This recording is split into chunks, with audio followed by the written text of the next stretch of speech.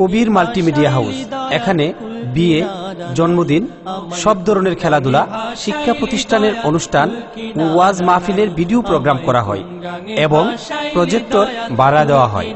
এছাড়াও সব ধরনের বিজ্ঞাপন তৈরি করা হয়। যোগাযোগ কবির মাল্টিমিডিয়া হাউস, টনকি, আখাউড়া, ব্রাহ্মণবাড়িয়া। পরিচালনায় ডাক্তার মোশাররফ হোসেন কবির। মোবাইল 01718217471। বিসমিল্লাহির রহমানির রহিম। এত ভালো লাগে আমার নূরে নবীর নাম, আরো ভালো লাগে নবীর দুরুদ সালাম, নবীর দুরুদ সালাম, নবীর দুরুদ সালাম, নবীর দুরুদ সালাম, নবীর দুরুদ সালাম। কেন এত ভালো লাগে আমার নূরে নবীর নাম, এত ভালো লাগে আমার নূরে নবীর নাম।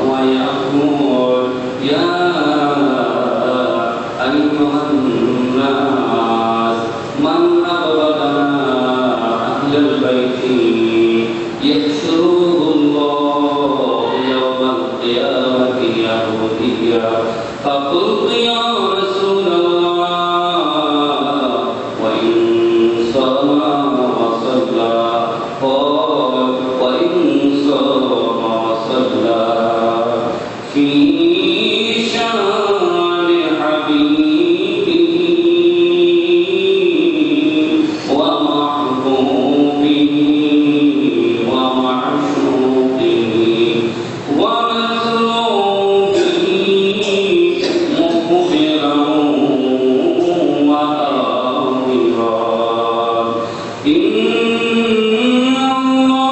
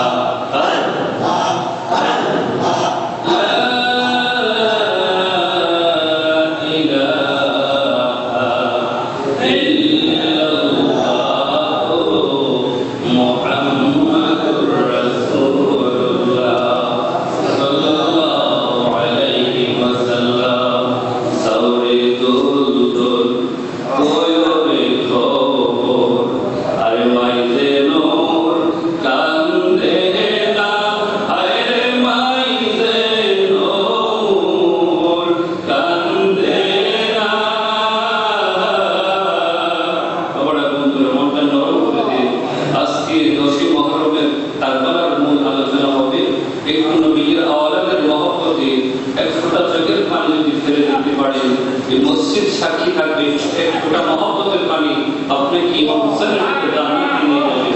সে বলেন যাও রে দোল দোল কয় রে দোল, আরে যাও রে দোল দোল কয় রে দোল, আরে মাইতে নমুর কান্দে না, আরে মাইতে নমুর কান্দে না, আরে সে সব দুঃখ রইল রে মোরে, মদিনাতে গেলাম না, আরে সে সব দুঃখ রইল রে মোরে, মদিনাতে গেলাম না, মরণের দর্শাইকে কি গড়াইলেন রব্বানা, আরে কি গড়াইলেন রব্বানা, কলিজা মোর ফাটিয়া যায় রে, শুনিলে তার বর্ণনা, আরে কলিজা মোর ফাটিয়া যায় রে, শুনিলে তার বর্ণনা। বাবারা, বন্ধুরা আমার, শান্তি মহরম পানি বন্ধ করে দিয়েছেন। এরকম করে একদিন, 2 দিন, 3 দিন এই জগতের মধ্যে ভাত না খেয়ে থাকা যায়, রুটি বিস্কিট না খেয়ে থাকা যায়, কিন্তু বাবারা, বন্ধুরা আমার, পানির মাত্রা করে থাকা যায় কিনা বলেন? রান্না করে থাকা যায় না। বাবারা, বন্ধুরা আমার, আলী আকবর রাদিয়াল্লাহু তাআলা আনহু শাহাদাত বরণ করলেন। তার লাশটা যখন তাবুর কাছে নিয়ে আসা হলো, হযরত ইমাম হুসাইন রাদিয়াল্লাহু তাআলা আনহু আলী আকবরের লাশ থেকে কান্নাকাটি করেন। ভিতর থেকে তার বোন জয়নব বিনতে ফাতিমা রাদিয়াল্লাহু তাআলা আনহা বের হয়ে গেলেন। তার ছোট্ট মেয়ে হযরত সুফিয়া তিনিও বের হয়ে গেলেন। আলী আকবরের লাশের কাছে গিয়ে কাঁদেন, লাশের কাছে গিয়ে কাঁদেন। এমন অবস্থায় ইমাম হুসাইন রাদিয়াল্লাহু তাআলা আনহু তাদেরকে সান্ত্বনা দিলেন, এর জয়নব, ও সুফিয়া, তোমরা নবীর বাগানের ফুল, আর তোমরা কেন না? এই একটা শাহাদাতের বিনিময়ে আমার নবীদের যারা তাদের উপরে মহব্বত ভালোবাসা থাকবে, ওই গুনাহগার উম্মত নবীকে হাসরের ময়দানে তাদেরকে লক্ষ কোটি কোটি উম্মত করে নেব। আমরা বলেন সুবহানাল্লাহ। এই কথা বলার পরে হযরত ইমাম হুসাইন রাদিয়াল্লাহু তাআলা আনহু ঘরের ভিতরে গেলেন। ওই তাবুর ভিতরে গিয়ে তার ওই মহিলাদেরকে একটু সান্ত্বনা দিবেন। এমন অবস্থায় শহর বানু, ইমাম হুসাইনের স্ত্রী শহর বানু, তার কোলের মধ্যে 6 মাসের বাচ্চা হযরত আলী আসগর রাদিয়াল্লাহু তাআলা আনহু, শহর বানু ডাকতে এসে বলে, ইমাম হুসাইন রে, এই দুধের শিশু 6 মাসের বাচ্চা, আমরা পানি না পান করে থাকতে পারি, কিন্তু সে তো থাকতে পারে না। আমি আমার স্তনগুলো শুকিয়ে গেছে, এক ফোঁটা এখান থেকে দুধ আসে না, আমার জিহ্বা শুকিয়ে গেছে, আমি জিহ্বাটা আমার এই আলী আসগরের দুধের মধ্যে তুলা লাগাইতে পারি না। সে কান্দে, তার চোখে পানি নাই, সে কান্দে, তার জবানের আওয়াজ আসে না। ইমাম হুসাইন রে, মেহেরবানি করে একটু তাকে এদের তাইনের কাছে নিয়ে যাও, গিয়ে একটু পানি যাও, কারণ এই 6 মাসের শিশু আলী আসগর তো তাদের শত্রু না, তুমি তাদের শত্রু হইতে পারো। তারা তোমার রক্তের বিভাজন, তারা তোমার মাথা চাই, মাথার বিনিময়ে লক্ষ লক্ষ তারা দিরহাম দিনার পাবে। এর ইমাম হুসাইন যাও যাও, এই দেখছো তোমার এই সন্তান চেহারার মধ্যে তোমার নানাজি রহমাতুল্লাহি আলাইহির চেহারা বাইশা ওঠে। বলেন সুবহানাল্লাহ। এই ইমাম হুসাইন তাকে করে করে নিয়ে যাও। ইমাম হুসাইন বলেছে, ওর বাবারে, আমি তাদেরকে চিনে ফেলেছি, এই বাহিনীর বন্দিশ করলে ওই ফুরাতের পানি পশু পাখি হাইবে বাধা দিবে না, কিন্তু আমরা নবীর বংশ, যে নবীর কারণে পানি হইল, ওই নবীর আওলাদদেরকে তারা পানি দিবে না। বলেন নাউযুবিল্লাহ। আর রুমালুকের কথা শুনে ইমাম হুসাইন রাদিয়াল্লাহু তাআলা আলী আসগরকে কোলে করে দিয়ে চুম্বন করে এরকম করে যখন রাতের পানি গেল, গিয়ে একটা বাসন দিলেন,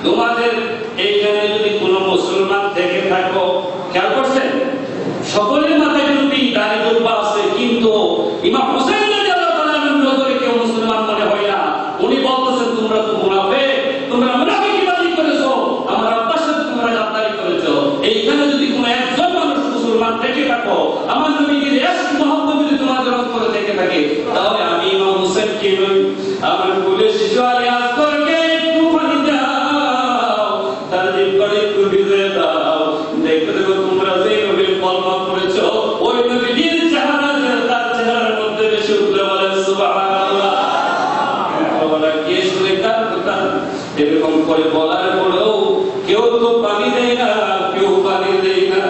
এমন অবস্থায় হরমুলা বিন কায়ের করে একটা দুষ্ট ঈদের সৈন্য হরমুলা বিন কায়ের একটা বিষাক্ত তীর শুরু মারলেন। এই তীরটা ইমাম হোসেন রাদিয়াল্লাহু তাআলা আনহুকে উদ্দেশ্য করে, ইমাম হোসেনকে এখনই আমরা কেল্লা তারা নিয়ে নিব, তাকে আর বাদ দিব না, এই উদ্দেশ্য করে এই কায়ে হরমুলা বিন কায়ের একটা তীর মারলেন। আমরা বন্ধুরা আমাদের ইচ্ছা ইমাম হোসেন রাদিয়াল্লাহু তাআলা আনহুর বুকে না লাগে, তার কোলের শিশু আলী আসগর রাদিয়াল্লাহু তাআলা আনহু পরিদার মধ্যে গিয়ে বিঁধে গেল। বলেন আল্লাহু আকবার। এমন অবস্থায় আলী আসগর রাদিয়াল্লাহু তাআলা আনহুর রক্তটা টিকি দিয়ে ইমাম হোসেনের মুখে পড়ে যায়। ইমাম হোসেন মুখ মুছে আর বলে, আলী আসগর রে, তারা তোমাকে ফুরাতে পারে দিল না, আমার নারাজি তোমারে হাউজে কাউসারের পানি পান করাইবো। বলেন সুবহানাল্লাহ। আলী বাবু সাইদাতে বলে, এদিন বাহিনী বলে, তোরা যে পানি বন্ধ করে রাখছো তোরে, এই পানি পশু পাখি হয়, কিন্তু আজকে আমরা নবীর বংশ পানি পাইলাম না, সেই নবীর কারণে পানি সৃষ্টি হইল।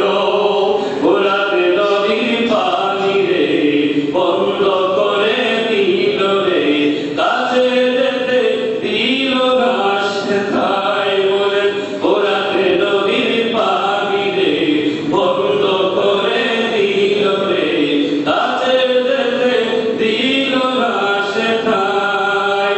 পশু পাখি হইল কেহ বাধা না দিল, পশু পাখি হইল কেহ বাধা না দিল, বাধা শুধু আসগরের বেলায়, বাধা শুধু হোসেনের বেলায়।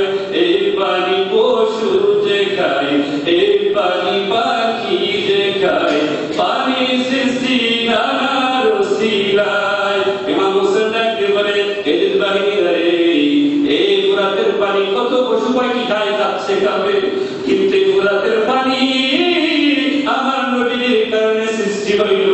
কিন্তু আজকে আমরা নবীর আমরা যারা ফুরাতের তীরে পানি পানি করে আমরা মারা যাই, কিন্তু তোদের কি একটু মায়া লাগে না? সালাতু ইয়া রাসূলুল্লাহ,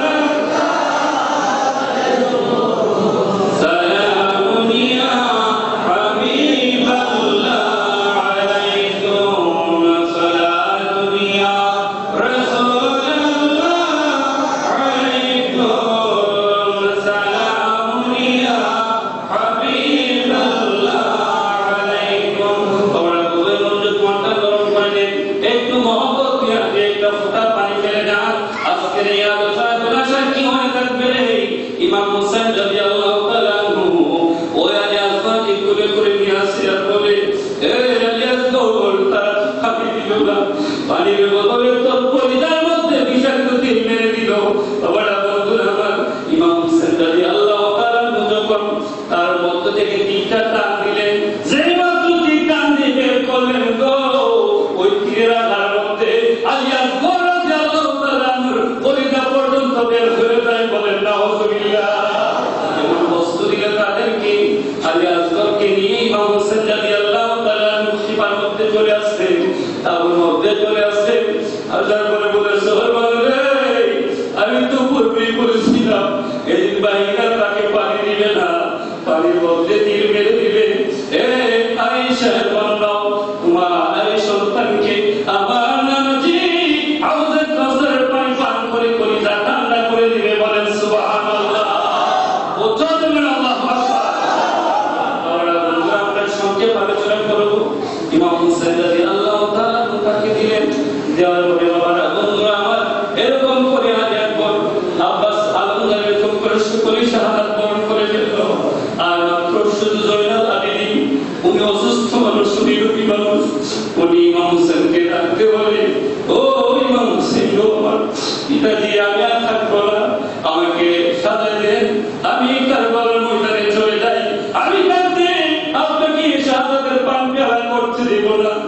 আমি ইমাম হোসেন রাদিয়াল্লাহু তাআলা বলেন, জয়নাল আবেদিন, তুমি যদি মারা যাও, নবীর বংশ কিভাবে জমিনের মধ্যে থাকবে? তুমি যদি শেষ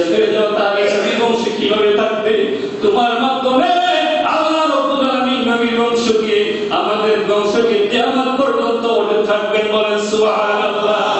আরে মইলোনা মইলোনা রে সইনা, আরে তুমি দইনা মইলোনা, আরে তুমি দইনা মারা গেলে নবীর বংশ থাকবে না। আরে তুমি দইনা মারা গেলে নবীর বংশ থাকবে না। মানুষের ডাকতে বলে তুমি মারা যাবে, তুমি যাইতে পারো না। আমি এখন সাধু মাথার মধ্যে আমার নবী রাহমাতুল্লিল আলামিনের পাগড়ি মুবারক পরিধান করলেন এবং ইমাম হযরত আলী রাদিয়াল্লাহু তাআলা দরবারে খায়রাত দিলেন। ইমাম হাসান রাদিয়াল্লাহু তাআলা কোমরে বেল, ওই বেলটা ইমাম হুসাইন রাদিয়াল্লাহু তাআলা কোমরে বাঁধলেন। বাজার পড়ে ওরা বন্ধুরা আমার ওই তাবুর ভিতরে গিয়ে মহিলাদেরকে একটা সান্ত্বনা বাণী শোনালেন। এই মহিলারা ও আওলাদে রাসূলেরা, তোমরা শুনে রাখো, তোমরা মাতম করে কান্নাকাটি করিও না, তোমরা মাতম করে চিৎকার করে কান্নাকাটি করিও না। তোমরা নবীর বাগানের ফুল তোমরা ধৈর্য ধরবে। আর আজকের এই শাহাদাতে কারবালার ময়দানে যারা শহীদ হয়েছে তাদের প্রত্যেকটা রক্তের বিনিময়ে আমার নবীকে যারা মহব্বত করবে, আমাদেরকে যারা করবে, হাসরের ময়দানকে, হাসরের ময়দানে ওই মহব্বতী বান্দাদেরকে আমরা সাবায়াত করে করে জান্নাতে নিয়ে যাব, বলেন সুবহানাল্লাহ। এরকম করে একটা বক্তব্য দিয়ে সান্ত্বনা দিয়ে কোরআনের বাণী শুনিয়ে ইমাম হুসাইন রাদিয়াল্লাহু তাআলা দুলদুল গুনার মধ্যে উঠলেন। দুলদুল গুনার মধ্যে উঠে তিনি চলে গেলেন কারবালার ময়দানে। কারবালার ময়দানে যাওয়ার পরে তিনি এক এক করে অনেকগুলা মানুষকে জাহান্নামে পাঠিয়ে দিলেন। তিনি গিয়ে বললেন, আমি যাইতে আসছি তোমাদের কাছে, আমার শেষ তোমাদের আমি শেষ করব। যতক্ষণ পর্যন্ত না এই শরীরের মধ্যে আলী রাদিয়াল্লাহু তাআলার রক্ত প্রবাহিত থাকবে ততক্ষণ পর্যন্ত আমি তোমাদের সাথে লড়ে যাব। এরকম করে করে ওই দুলদুল গুনাকে একদিকে আবার অন্যদিকে এরকম করে চক্রাকারে ঘুরে দেয়। ওই বাহিনীর অনেকগুলা সৈন্যকে জাহান্নামে পাঠিয়ে দিতে, বলেন আল্লাহু আকবার। অতঃপর এই ইমাম হুসাইন রাদিয়াল্লাহু তাআলার সামনে কেউ আসে না। তিনি তৃষ্ণিত, তিনি পিপাসিত, তারপর তার হুঙ্কার গর্জনে কেউ আসে না। এমন অবস্থায় তিনি ফুরাতের তীরে গেলেন। দুলদুল গুনা মধ্য থেকে নেমে পানি করলেন। পানি হাত পড়ে এরকম করে খুশি করলেন, কিন্তু পানি পান করবেন যে নিয়োগ করেছেন। এমন অবস্থায় তার চেহারার মধ্যে, তার চোখের মধ্যে ইমাম হযরত আলী আসগরের চেহারা বেশ শুকলো। যে পানির জন্য আলী আসগর শাহাদাত বরণ করেছে, যে পানির কারণে আলী আকবর আব্বাস এরকম করে 72 জন শাহাদাত বরণ করেছে, ওই পানি আমি পান করতে পারি না। না না, আমি পান করব না যতক্ষণ পর্যন্ত আমি হাউজে কাউসারের পানি পান করব, বলেন সুবহানাল্লাহ। এরকম করে কাফেরদের সাথে, ইয়াজিদ বাহিনীদের সাথে অনেকক্ষণ যুদ্ধ করে অনেকগুলোকে জাহান্নামে পাঠিয়ে দিল। অবশেষে যখন তিনি তার উপরে চতুর্দিক থেকে আক্রমণ করে করতে করতে যখন তাকে দুর্বল করে ফেলল, আসরের আযান আসরের ওয়াক্ত হয়ে গেছে, তিনি দুর্বল হয়ে গেছেন, আর যুদ্ধ করতে পারেন না। এমন অবস্থায় তার উপরে চতুর্দিক থেকে এলো পাতারি তরবারির আঘাত, তীর বক্রমের আঘাত দেওয়া হচ্ছে, যার কারণে তার শরীর থেকে রক্তক্ষরণ হতে হতে তিনি দুর্বল হয়ে গেলেন। এক জায়গায় লুটে পড়লেন। পড়ার পরে কে যাবে তাকে ধরার জন্য, কে যাবে ইমাম হুসাইনের শির মুবারক উচ্ছেদ করার জন্য, কাটার জন্য, কেউ সাহস করে না। এরকম একজন, দুইজন, তিনজন, অনেক জনেরকে প্রস্তাব করা হলো, কেউ যায় নাই। অবশেষে সীমার তিনি বললেন, হ্যাঁ হ্যাঁ, আমি আছি একমাত্র সাহসী বীর, আমি ইমামের শির কাটতে পারবো, বলেন নাউজুবিল্লাহ। এরকম করে ইমাম হুসাইন লুটে পড়ে আছে জমির মধ্যে। তারপর তাদের ভয়, যদি সে জাগ্রত হয় আমাদেরকে হত্যা করে, এমন অবস্থায় ওই সীমার লাভ দিয়ে ইমাম হুসাইনের উপরে বসতাই, বলেন নাউজুবিল্লাহ। তোমরা বন্ধুরা আমার, ইমাম হুসাইন এই অবস্থায় তার শরীর নড়াচড়া করতে পারে না। অপর দিকে বাহিনীরা বলতেছে, ও ইবনে জিয়াদ বাবা, তোমরা কোথায়? আসরের নামাজের ওয়াক্ত চলে যাচ্ছে, আযান দাও না কেন? নামাজ পড়বো জামাতের সাথে, বলেন নাউজুবিল্লাহ। আমরা বন্ধুরা ওই দিক থেকে ইমাম হুসাইনকে হত্যা করে জবাই করে, আর এই দিক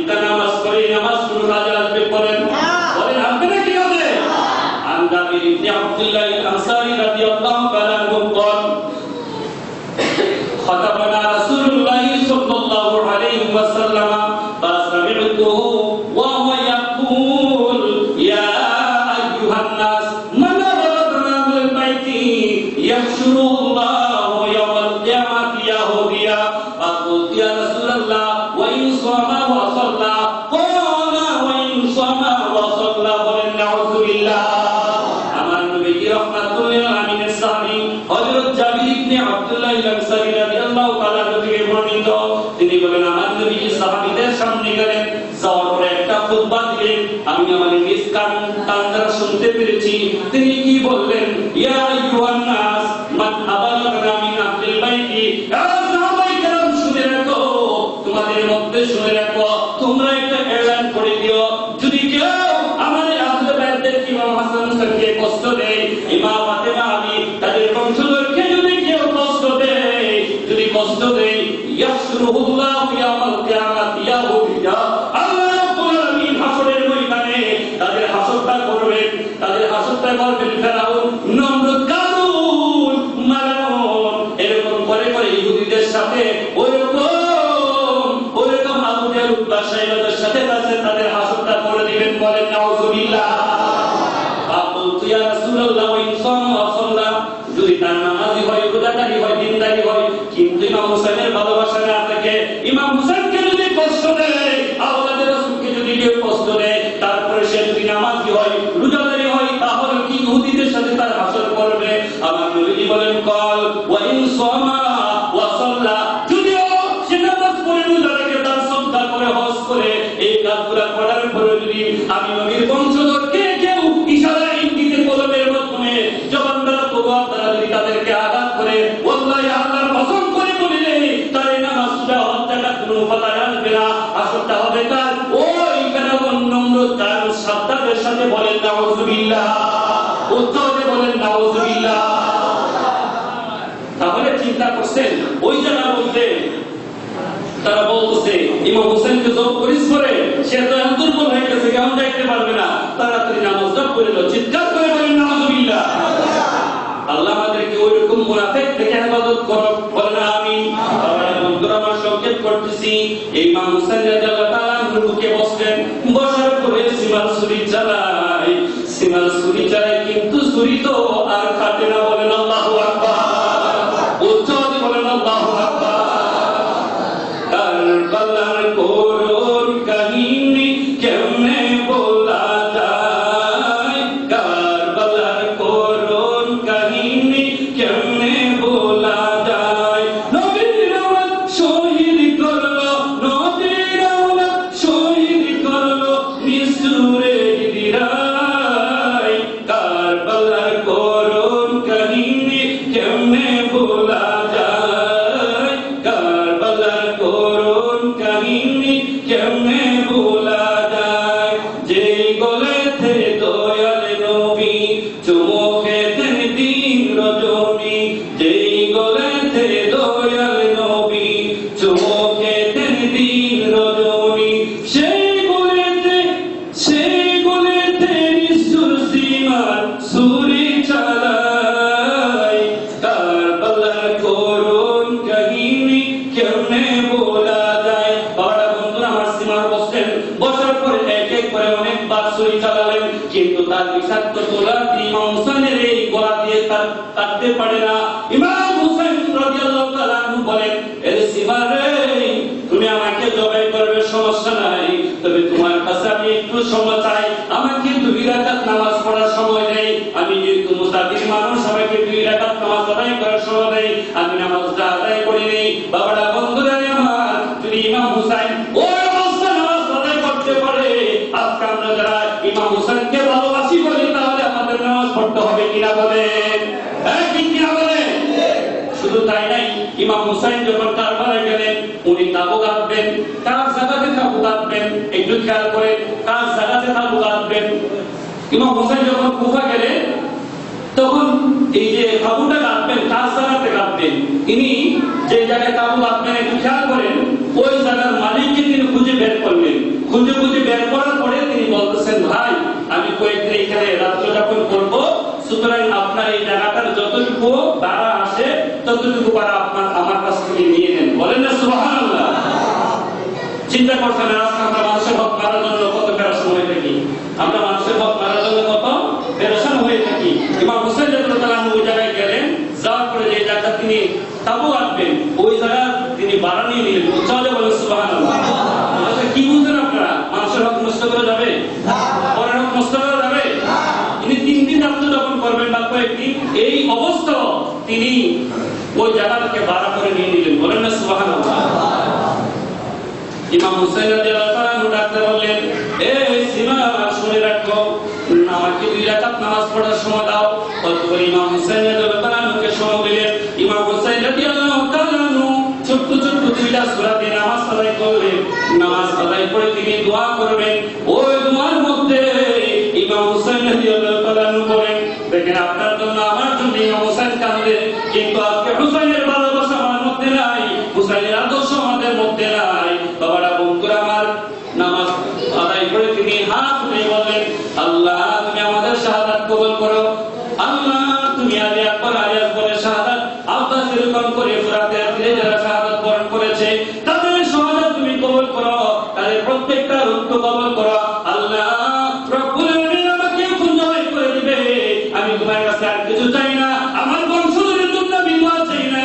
আল্লাহ গো, আমার নবীকে যারা ভালোবাসবে, আমার নানাকে যারা ভালোবাসবে, আমাদেরকে যারা ভালোবাসবে, কিয়ামত পর্যন্ত যারা আসবে, আমি দোয়া করে যাই এই প্রত্যেকটা রক্তের বিনিময়ে আল্লাহ হাসরের ময়দানে আমার নবীর মহব্বতী বান্দা যারা আছে তাদেরকে নাজাত দান করে দিতে হবে, বলেন সুবহানাল্লাহ। উত্তর বলেন আল্লাহু আকবার। আমার নবীর মহব্বত যারা করবে, আমাদেরকে যারা ভালোবাসবে, আজকে রক্তের বিনিময়ে আল্লাহ তোমার কাছে এইটাই চাই, হাসরের ময়দানে তাদেরকে যেন এক একটা রক্তের বিনিময়ে যেন এক একটা রক্তের ফুটার বিনিময়ে যেন তাদেরকে সবাই করে নিতে পারে। উত্তর বলেন সুবহানাল্লাহ। বাবারা বন্ধুরা আমার, এই ওই সীমা উঠে গেলেন, উঠে যাওয়ার পরে আবার ছুরি চালালেন, কিন্তু ছুরি তো চলে না। ইমাম হাসান নবী হুসাইন রাদিয়াল্লাহু তাআলা ডাকতে বলেন, এই যে এই সীমা নেই, তুমি যদি আমাকে গলা কাটতে হয়, বিচ্ছিন্ন করতে হয়, আমাকে উপর করে শোয়ে ফেলো, যদি উপর করে শোয়ে ফেলতে পারো আর পিছনের দিকটা তুমি ছুরি চালাও তাহলে আমাকে কাটতে পারবে। সীমা ডাকতে বলে, হুসাইন তাহলে কেন সামনের দিক দিয়ে কেন কাটতে পারবে না? ইমাম হুসাইন রাদিয়াল্লাহু তাআলা ডাকতে বলেন, এই সীমা, এই গলার মধ্যে, এই কণ্ঠনালীর মধ্যে আমার নানাজি রহমাতুল্লাহ আলামিন কত চুম্বন করেছে, আর ওই জায়গার মধ্যে আমার নানার ঠোঁট মুবারক লেগেছে, ওই জায়গার মধ্যে তুমি লক্ষ কোটি বার কোরআন চালাতে পারবে, কিন্তু ওই জায়গায় বিন্দু মাত্র কাটবে না, বলেন সুবহানাল্লাহ। এমন অবস্থায় থাকি হুসাইন রাদিয়াল্লাহু তাআলা মুখে ফুট করে ফেললেন, পিছন থেকে একটা ছুরি চালা। ইমাম হুসাইন ডাকতে বলে, সীমা রে, তাড়াতাড়ি ছুরি চালাও, একটু তাড়াতাড়ি ছুরি চালা দাও, কেননা আমি শুনতে পাচ্ছি একটা আওয়াজ দিয়ে যেন আমাকে ডাকতেছে, আর ওই আওয়াজটা দুনিয়ার কোনো মানুষ না, আমি যেন শুনতে পাচ্ছি আমার নবী রহমাতুল লিল আলামিন বলতেছে, হুসাইন আর কেন তুমি কারবালার ময়দানে রইলে, আমি নানাকে হাত পাঠিয়ে দিলাম, আমি নানার কাছে তুমি তাড়াতাড়ি চলে আসো, বলেন সুবহানাল্লাহ। উত্তরে বলেন, ইয়া রাসূলুল্লাহ। এমন অবস্থায় সীমার ছুরি চালায় দিয়ে ইমাম হুসাইন রাদিয়াল্লাহু তাআলাকে শহীদ করে দিলেন, বলেন ইন্না লিল্লাহি ওয়া ইন্না ইলাইহি রাজিউন। অতঃপর কারবালা সমাপ্ত হয়ে গেল। সমাপ্ত হয়ে যাওয়ার পরে এই যে ইমাম হুসাইন রাদিয়াল্লাহু তাআলা যে লাশ মুবারক, তার কেল্লা মুবারক নিয়ে গেলেন, এই তার বডিটা রয়ে গেল। কিতাব প্রমাণ করে বাবারা বন্ধুরা আমার, এই বেঈমানরা কত নরপিচাস, কত জালেম, কত জুলুম অত্যাচার করেছে। ইমাম হুসাইন রাদিয়াল্লাহু তাআলার বডিটার উপর দিয়া তার একের পরে এরকম গুনাহগুলো দৌড়াদৌড়ি করতে করতে ইমাম হুসাইন রাদিয়াল্লাহু তাআলার বডি মুবারক যে এরকম থেতলিয়ে ফেললো, বলেন নাউজুবিল্লাহ। যখন তারা চলে গেল, জয়নাব বিনতে ফাতিমা তিনি ঘর থেকে বের হলেন, আর পায়ের লাশ তালাশ করার জন্য তিনি পাগল হয়ে গেলেন। একবার এদিকে যায়, একবার কারবালার ওইদিকে যাই, যাইতে যাইতে ফুরাতের ফিরে গেলেন। যাওয়ার পর গিয়ে দেখতে পেলেন ইমাম হুসাইন রাদিয়াল্লাহু তাআলার মাথা মুবারক নাই, তার শরীরটা পড়ে আছে, শরীরটা তার রক্ত মাখা জামা থেকে তার মন হলো জয়নব রাদিয়াল্লাহু তাআলা চিনে ফেললেন, বলেন সুবহানাল্লাহ।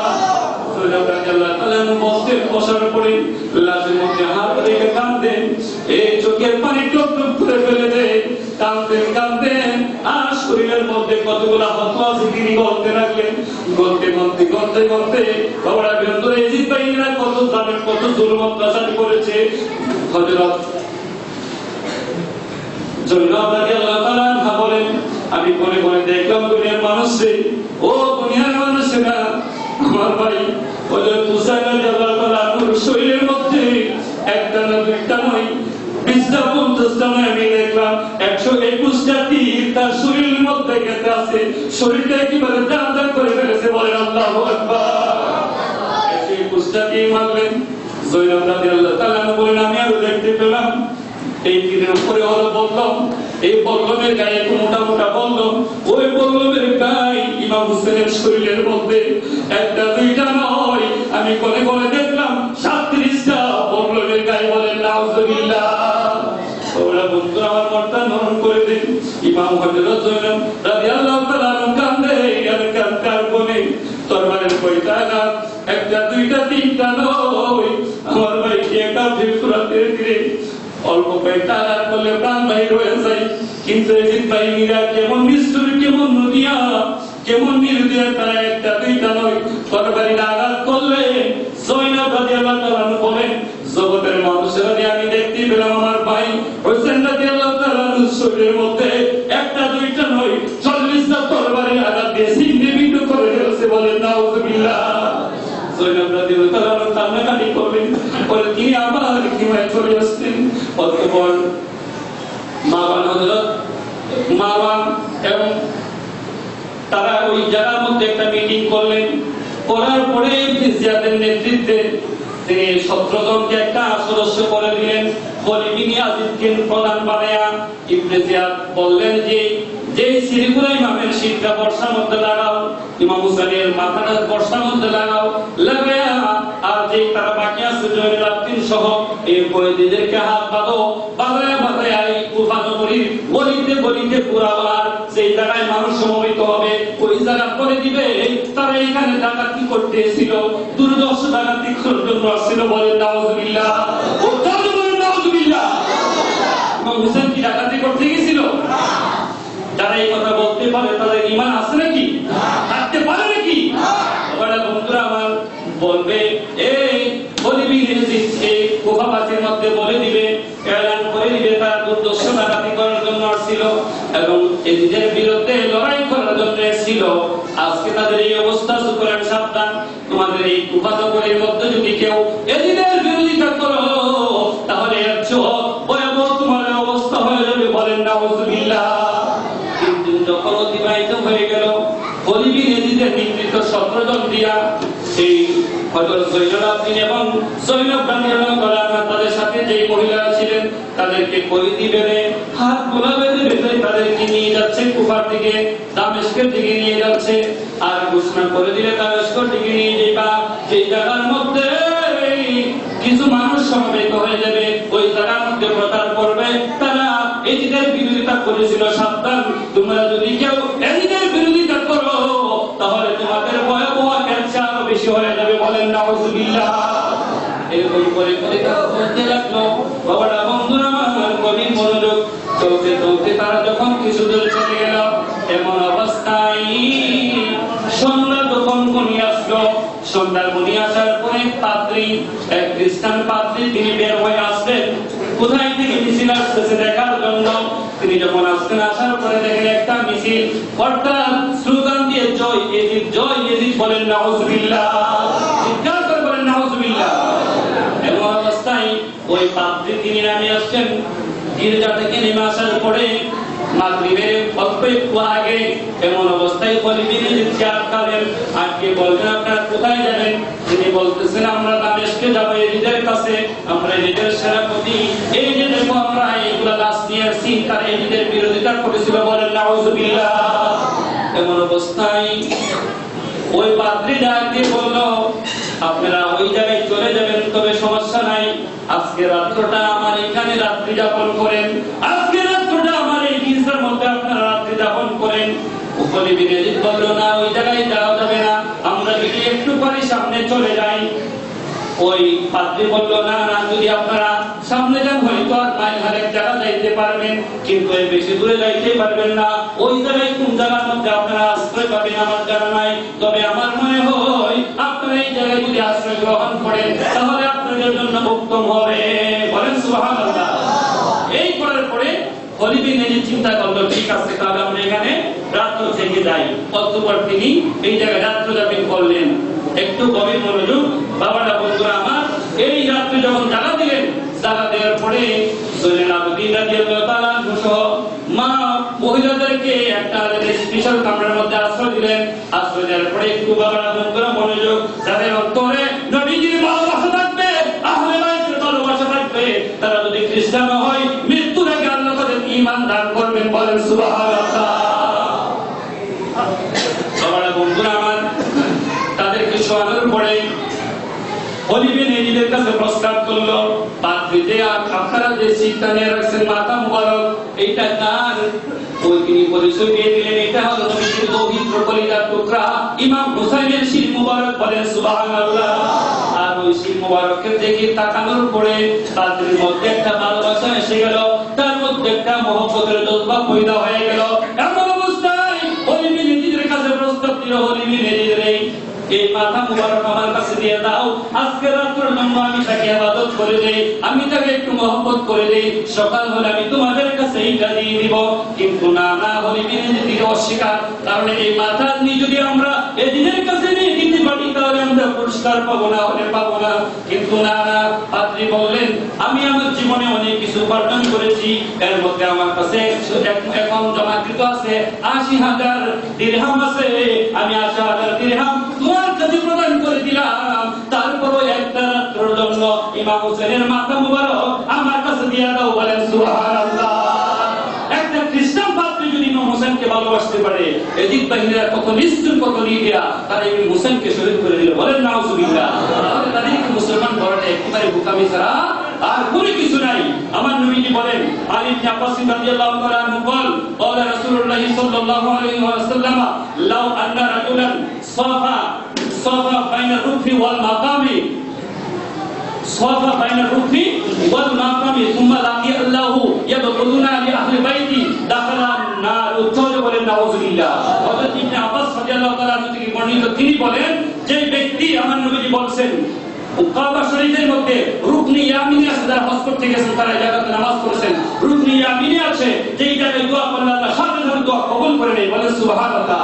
এবং মাকাম ইব্রাহিম, ওই জায়গাতে নামাজ পড়ে দোয়া করলে ওই জায়গায় দোয়া কবুল হয়ে যায়। আমার নবীজি বলেন, যে ব্যক্তি ওই জায়গাতে নামাজ পড়লো, ওই জায়গাতে দোয়া করলো, তার দোয়া কবুল হবে না যদি তার মধ্যে আমার নবীজির আহলে বাইতের বিরোধিতা থাকে। বলেন নাউজুবিল্লাহ।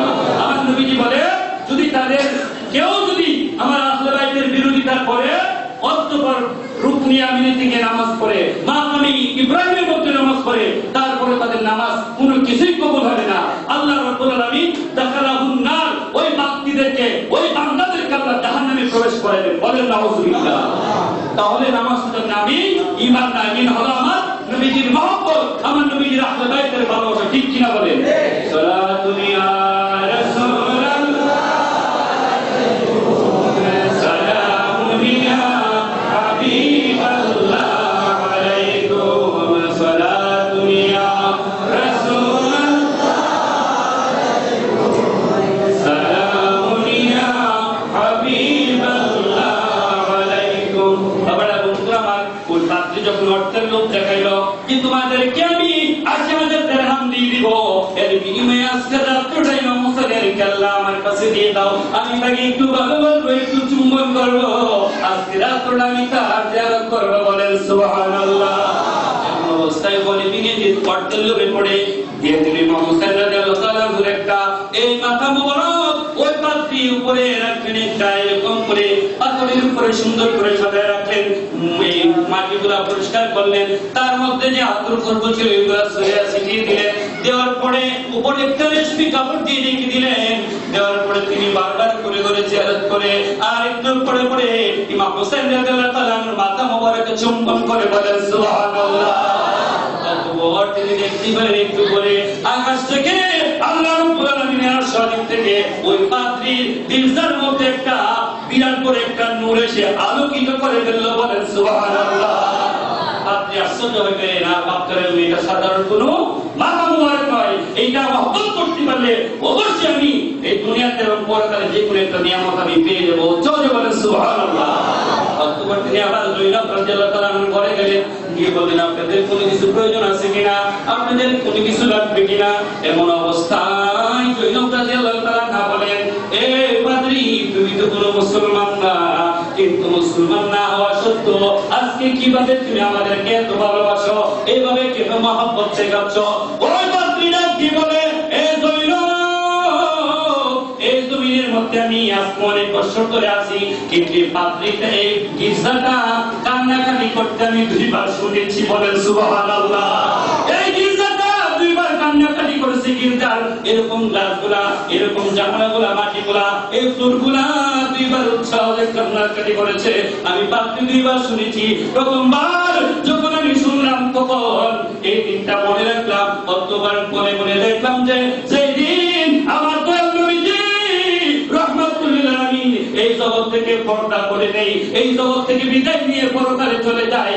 ওই দিন নবীজির বিরহ বেদনা ওই গির্জা সহ্য করতে না পেরে ওই গির্জার প্রত্যেকটা মাটি, প্রত্যেকটা দরজা জানালা তোমার নানাজি দয়াল নবীজির মহব্বতে কান্নাকাটি করেছে, বলেন সুবহানাল্লাহ। ও চলে বলেন আল্লাহু আকবার। একটা গির্জা, গির্জা মানে যেখানে খ্রিস্টানরা ইবাদত বন্দি করে, এটাকে কি বলে? গির্জা বলে। ওই গির্জা যদি আমার নবীজির মহব্বতে কাঁদতে পারে, আহলে বাইতের মহব্বতে কাঁদতে পারে, তাহলে আমরা কেমন মুসলমান হলাম? আমাদের চোখে ইমাম হুসাইনের মহব্বতে পানি আসে না। বাবারা, বন্ধুরা আমার, এরপরে ওই হযরত জয়নব রাদিয়াল্লাহু তাআলা বলেন যে তাহলে আর কোন দিন আপনি কান্নাকাটি করছেন?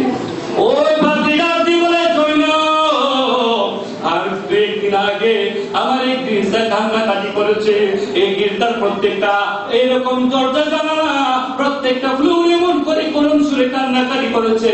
আমার হৃদয়টা কেড়ে নিয়েছে, আমি আমার চোখে পানি রাখতে পারি নাই।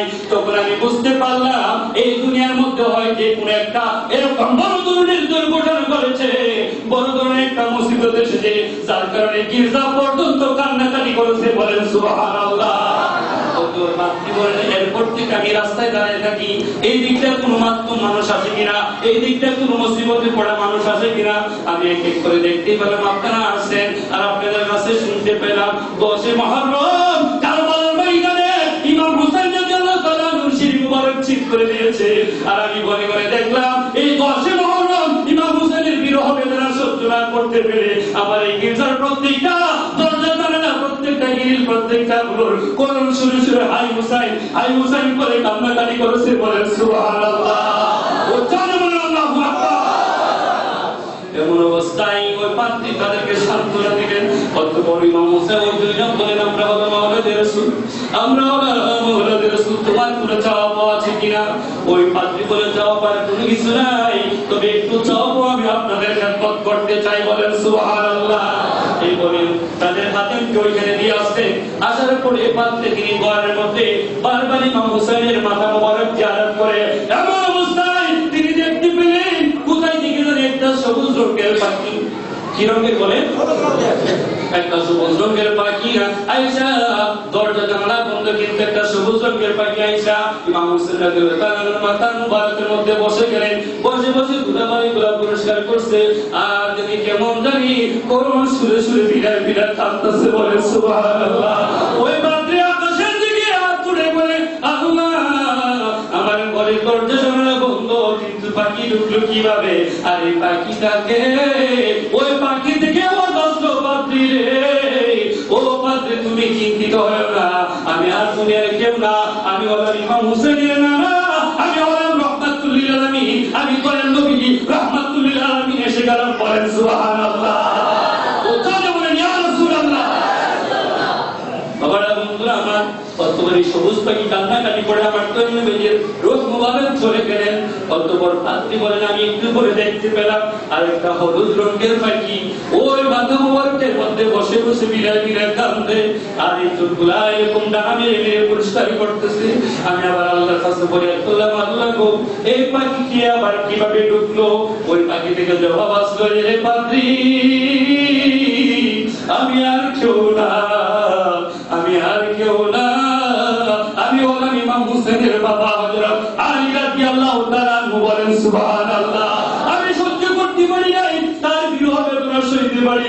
আমি এসে তাকে সান্ত্বনা দিয়ে গেলাম, বলেন সুবহানাল্লাহ।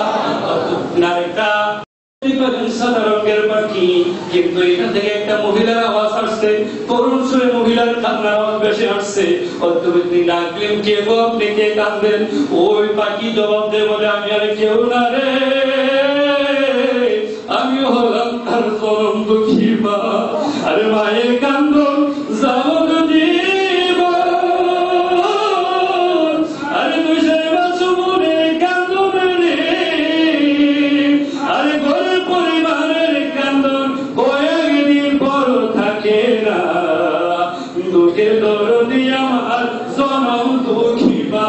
ওই পাখিটা ডাকতে বলে, পাপি রে, আমি আর কেউ না, আমি হলাম মা ফাতিমা জোহরা, বলেন সুবহানাল্লাহ। এই করে যখন সকাল হয়ে গেল, তিনি তাদেরকে বিদায় করে দিবেন। অতঃপর বিদায় করে দিলেন। বাবারা, বন্ধুরা আমার, এই সকালবেলা তাদের বিদায় দেওয়ার পরে আল্লাহ রাব্বুল আলামিন ডাক দিয়ে বলে, পাপি রে, ও ফাতিমা, তুমি আমার হোসেনকে মহব্বত করেছো, আমার আওলাদে রাসূলকে মহব্বত করেছো।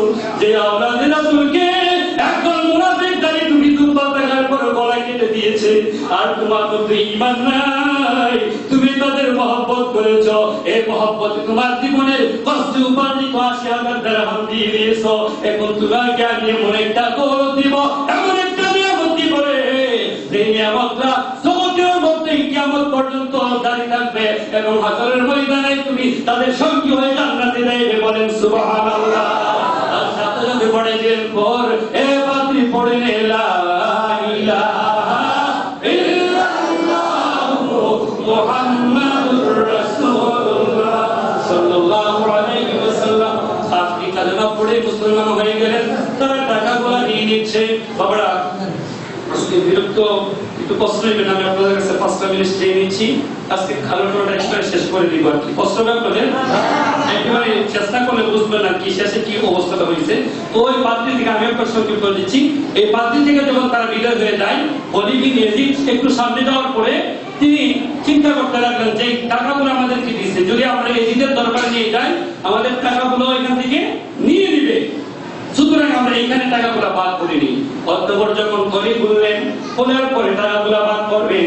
বাবারা, বন্ধুরা আমার, দেখার পরে খোলার পরে দেখতে পেলেন ওই যে মুদ্রাগুলা দিলেন, এই মুদ্রাগুলার মুদ্রা নাই, ওইগুলা একটা টিক্কা এরকম কালো কালো এরকম হয়ে গেছে, টাকাগুলো নষ্ট হয়ে গেছে।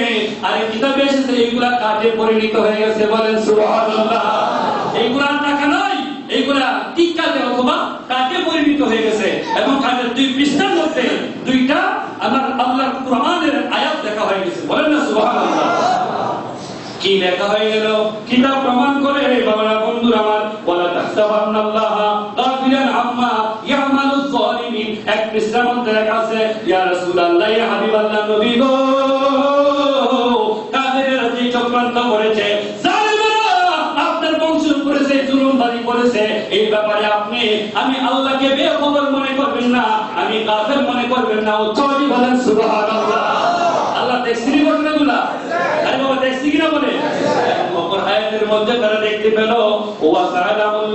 ওয়াসালামুল্লাযিনা যালামু আইয়াহুম কালিবা ইয়ানকালিবুন। আরেক আয়াতের মধ্যে লেখা আছে, ইয়া রাসূলুল্লাহ, ইয়া হাবিবাল্লাহ, নবী গো, চিরই কাফেররা জানতে পারবে, চিরই কাফেররা জানতে পারবে তারা কোন দিকে করণ নিচ্ছে, বলেন নাউযুবিল্লাহ। অর্থাৎ এর কাফেররা, এর বেদিনেরা, এর ইজিদ বাহিনীরা, তোমরা শুনে রাখো, যে হুসাইনকে অর্থ দিল তোমরা জবাই করে দিছো, এই যে তোমরা অর্থগুলো পাইলা, এইগুলা কাজ হয়ে গেল, এবং তোমাদের কবরে আসলে মিজানে পৌঁছে দেওয়ার কোনো কিছু নাই, একেবারে ডাইরেক্ট তোমরা জাহান্নামের নিম্নমানের স্থানে চলে যাবে, বলেন নাউযুবিল্লাহ।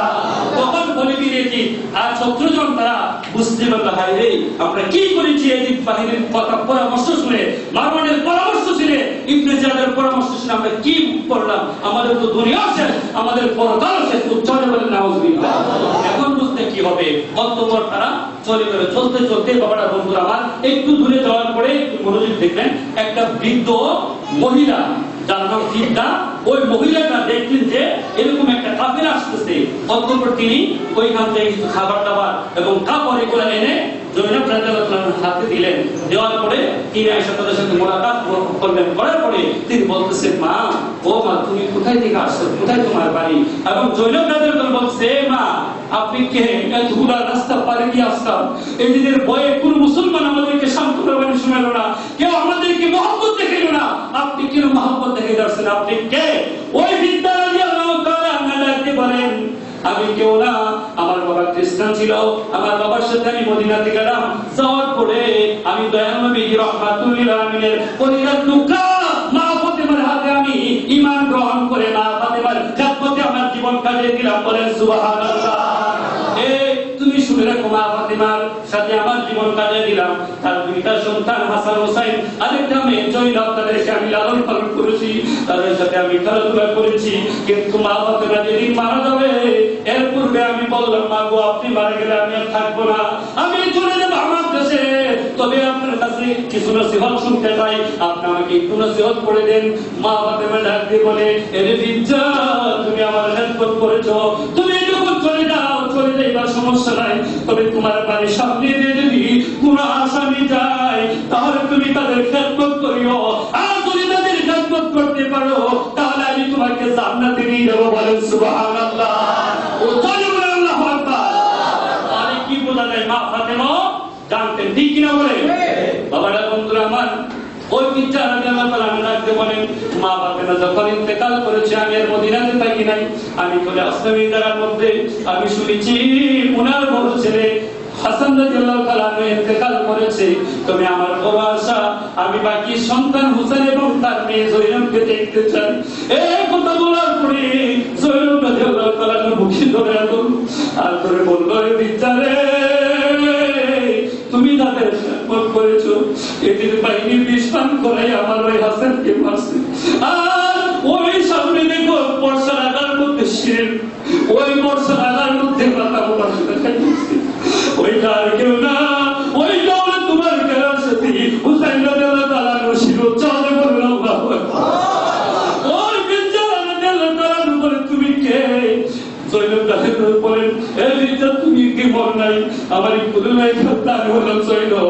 এই জয়নবকে চুম্বন করে করে টানতে আর একটা দিয়ে ওই এজিদ বাহিনীদেরকে গিয়ে ধরে ধরে লাশটা এর মাথার একটু নামায় তো আমি তার মধ্যে চুম্বন করবো। এরকম করার পরে এজিদ বাহিনীরা তরবারি গাড়ি করে ফেললো। বাবারা, বন্ধুরা আমার, ওই জায়গার মধ্যে মহিলাটা হলো একটু হাবশি বংশের ছিল, কালো ছিল। এজিদ বাহিনীর মধ্যে হাবশি কতগুলা গোলাম ছিল, তরবারি হাত উঠে বলে, এজিদ বাহিনী, তোদের কথা শুনে আমরা তাকে শাহাদাত বরণ করে দিলাম, এখন যদি এই বিজ্জাটা পারে কোনো কথা বলো, তাহলে এখানে আরেকটা কারবালা ঘটে দিব। বলেন আল্লাহু আকবার। বাবারা, বন্ধুরা আমার, ওই বিজ্জা ইমাম হুসাইন রাদিয়াল্লাহু তাআলা মাধ্যমে সম্মান করে ফিরে ফিরে আসলেন, আর কান্নাকাটি করে করে ইমাম হুসাইনের বিরহে অল্প দিনে তিনি ইন্তেকাল করলেন। বলেন আল্লাহু আকবার। বাবারা, বন্ধুরা আমার, এরপরে ওইখানে নিয়ে গেলেন, অনেকদিন অনেক ঘটনা।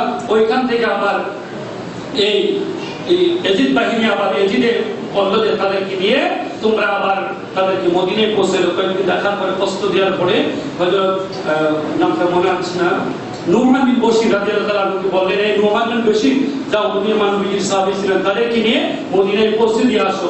অতঃপর তাদেরকে নিয়ে মদিনায় আসতেন। আসার পথে যে রাস্তা দিয়ে আসবেন, জয়নব রাদিয়াল্লাহু তাআলা আনহু বলেন, এই নুমান বিন বশির, আমরা এই রাস্তাতে যাব না, আমরা কারবালার রাস্তা দিয়ে যাব। কারবালার ময়দানে এজিদ বাহিনীরা তাদের লাশগুলো দাফন করে দিয়েছে, কিন্তু আমরা নবীর আওলাদ আমাদের বংশধরের লাশগুলো একটু দাফন করি না। আমরা যাব ওই দিক দিয়ে, গিয়ে দেখবো যদি লাশগুলো দাফন হয়ে থাকে 40 দিন পর 39 দিন 38 দিন পরে রওনা দিয়েছে, যাইতে যেতে 2 দিন একেবারে 40 দিনের মাথায় গিয়ে তারা কারবালার ময়দানে উপস্থিত হয়েছে। হওয়ার পরে দেখতে পেলেন ওই লাশগুলোকে তারা দাফন করে দিয়েছে পাশের গ্রাম আমিরিয়া গ্রামের লোকেরা এসে ওই লাশগুলোকে দাফন করলেন। এবং এই সময় হযরত জুবাইর ইবনে আব্দুল্লাহ রাদিয়াল্লাহু তাআলার নেতৃত্বে মদিনা মক্কা শরীফ থেকে কতগুলো লোক আসলেন। আসার পরে তারা মিলিত হয়ে তাদের লাশগুলো দাফন করলেন। করার পরে ওই জায়গার মধ্যে 40 দিন পর যখন হয়ে গেল, তারা হালিম পাকাইলেন। কি পাকাইলেন বলেন? হালিম পাকাইলেন। এরকম হালিম পাকাইয়া আমিরিয়া গ্রামের যে লোকগুলো ছিল তাদেরকে এরকম মেহমানদারি করলেন। এবং ইমাম হোসেন এবং তাদের বংশধর যারা শহীদ বরণ করেছেন, তাদের যেন আল্লাহ রাব্বুল আলামিন জান্নাতের উচ্চ মাকাম দেন, তাদের শাফায়াত যেন তাদেরকে নসিব করে, এরকম করে দোয়া করবেন। বলেন না সুবহানাল্লাহ। আমরা ওই দিন একটা কথা শুনেছি যে 40টা বলা ভালো না, এটা ঠিক না। এই কথাটা বলবেন না। 40 অবশ্যই হাদিস কোরআনে আজমাকিয়াস এগুলাতে আছে। মৃত্যু ব্যক্তির 40 দিন পরে অর্থাৎ 40 দিনের মাথায় দোয়ার ইন্তজাম করা, এটা সুন্নাত তরিকার মোতাবেক আজকে এটাই প্রমাণ করে। কারবালার ময়দানে যদি 40 দিন পরে করতে পারে আমরা করলে সমস্যা আছে নাকি? আছে নাকি সমস্যা? কোনো সমস্যা নাই। তবে আপনি 38 দিনের মাথায় করতে পারেন, 7 দিন 8 দিনের মাথায়, 20 দিন 30 দিনের মাথায় করতে পারেন, কোনো বাধা করা নাই। তবে 40 দিনের মাথায় করলে গুনাহ হবে এমনটা না, ওই 40 দিনের মাথায় করতে পারলে উত্তম। তবে বাবারা বন্ধুরা আমার, যখন তাদেরকে নিয়ে মদিনায় চলে গেল, যাওয়ার পরে তারা বাড়িতে যায় নাই। জয়নুল আবদিন রাদিয়াল্লাহু তাআলা আনহু তিন নবীজির অবস্থাকে কাঁদতে কাঁদতে কাঁদতে কাঁদতে তিনি বললেন, নবী গো, ও নবীজি, দেখছেন আপনার কারবালার ময়দানে আপনার উম্মতের মধ্যে একদম মানুষ মুনাফিকরা আপনার হোসেন কিভাবে শাহাদাত বরণ করে নিয়েছে, এরকম করে করে কাঁদতেছেন। আর রওজা শরীফ থেকে আওয়াজ দিলেন, এই জয়নুল আবদিন, তুমি কি মনে রেখেছো আমি বেখবর? না না না, কারবালার ময়দানে কারা কারা তার বিরোধিতা করেছে, কারা কারা তাদেরকে কষ্ট দিয়েছে, কারা কারা শহীদ সাহাবাদের মধ্যে অংশগ্রহণ করেছে, কারা সহযোগিতা করেছে, আমি নবীজি এই মুবারক থেকে সবকিছু দেখেছি। তাদের বিচার হাসরের ময়দানে আমি আল্লাহর কাজ করে দাঁড়িয়ে করে দিব। বলেন সুবহানাল্লাহ। উচ্চারণ করেন আল্লাহু আকবার। বাবারা বন্ধুরা আমার, হাসরের ময়দানে মা ফাতেমা যুহরা এক হাতে হাসান রাদিয়াল্লাহু আনহুর বিষের পেয়ালা, অপর হাতে হুসাইন রাদিয়াল্লাহু আনহুর রক্ত মাখা জামা নিয়ে দাঁড়াবেন। আল্লাহ বলবেন, ফাতেমা জান্নাতে যাও, হাসান হুসাইনকে নিয়ে জান্নাতে যাও। মা ফাতেমা বলবেন, না না আল্লাহ, জান্নাতে যাইবো না। এই দেখছো আর বিষের পেয়ালা, এই দেখছো রক্ত মাখা জামা, আমার হুসাইন কি অপরাধ করেছিল, আমার হাসান কি অপরাধ করেছিল, এই বিচারটা যতক্ষণ পর্যন্ত না করবে ততক্ষণ পর্যন্ত আমি যাব না। সুবহানাল্লাহ। আজকে আপনারা বসেছেন, ইমাম হাসান হুসাইন রাদিয়াল্লাহু তাআলা আপনাদের আমাদের তোদের কি করবেন দেখেন। এমন অবস্থায় আমার নবীকে ডাকবে, ইয়া রাসূলুল্লাহ, আপনি আপনার ফাতেমাকে বলেন তার বংশধরকে নিয়ে জান্নাতে যাইতে।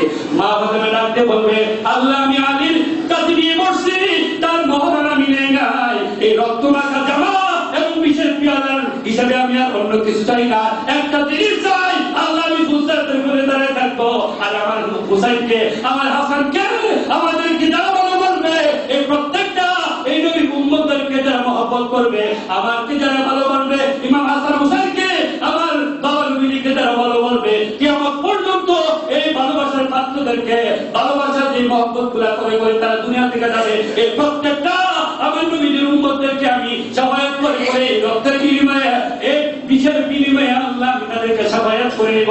আল্লাহ বলে, যাও যাও, আমি কবুল করে নিলাম, আর দুনিয়ার মানুষকে জানিয়ে দাও, যারা ইমাম হোসেনকে ভালো বলবে, হাসানকে মহব্বত করবে, হাসরের ময়দানে তাদের সঙ্গী হয়ে হয়ে তারা জান্নাতে চলে যাবে। বলেন সুবহানাল্লাহ।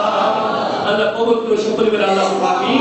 আল্লাহ আমাদের ইমাম হোসেনের সৈনিক হয়ে তার আদর্শগুলো বাস্তব জীবনে বাস্তবায়িত করার তৌফিক দান করেন। সকলে বলে আল্লাহুম্মা আমিন। আসসালামু আলাইকুম ওয়া রাহমাতুল্লাহি ওয়া বারাকাতুহু। मेरे नबी प्यारे नबी सो